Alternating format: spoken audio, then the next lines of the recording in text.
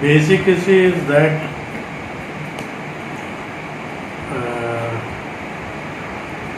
we have taken up this matter with NHI headquarters at Delhi for approval and paying this arrears to be paid to state government, which is around right now around 60 lakhs rupees is pending to be paid to Goa Electricity Board. In the recent board meeting, in fact, the board has agreed all that money is received in our escrow account and it will be paid to the state government.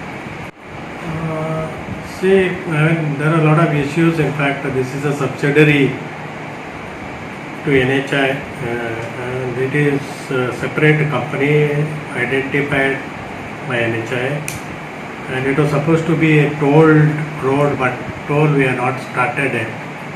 Still there is a hesitation from the public and they say that it is partly completed, we will not pay once it is totally completed and it can be tolled.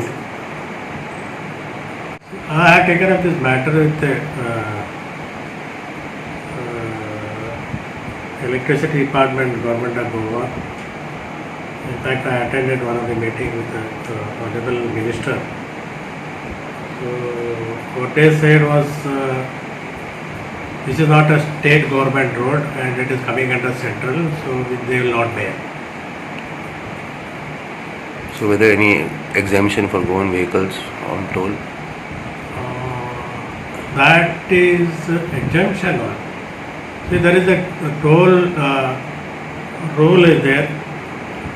From the toll plaza, 20-kilometer radius, those who are staying, their vehicles will be not exempted. In fact, they will be issued a passes with a concession rate.